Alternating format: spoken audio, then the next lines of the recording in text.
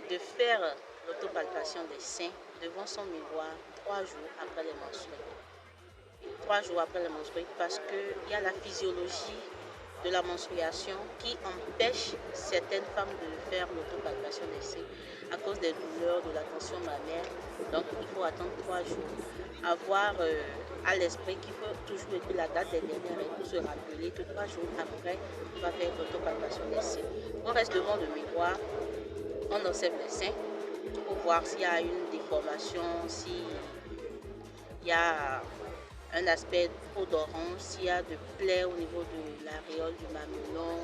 Essayez de voir, observer s'il n'y a pas une modification éventuelle au niveau des seins. Ensuite, essayez de relever les bras pour voir s'il n'y a pas une masse qui empêche les seins de bouger. Et on passe à la technique de l'autopalpation.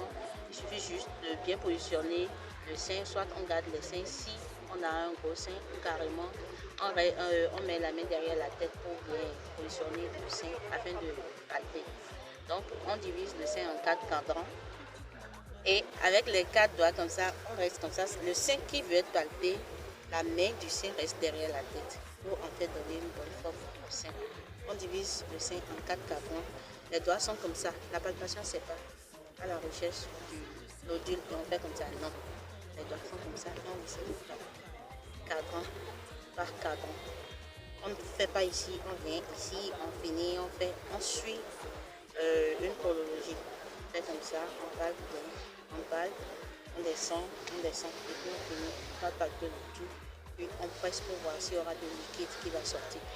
Après, on finit par palper les ficelles et la zone du clavicule pour voir s'il n'y aura pas de douleur, s'il n'y aura pas de masse. Parce que si il y a un problème, on peut avoir le retour dans ces zones-là. Donc, il faut essayer de voir et faire pareil pour le genou.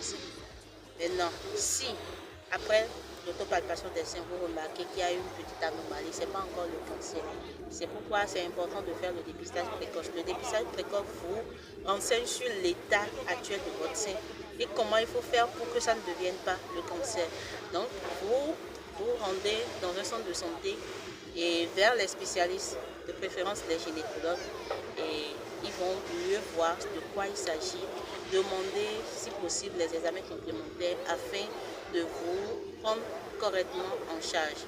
Maintenant, si une fois à l'hôpital, ce message s'adresse à toutes celles qui sont en train de lutter vraiment contre, se battre contre le cancer, c'est pas la fin du monde. Il faut toujours rester résiliente et positive et savoir que oui, j'ai telle chose, mais je vais m'en sortir. Avoir la foi, rester positive, je pense que ça peut aller.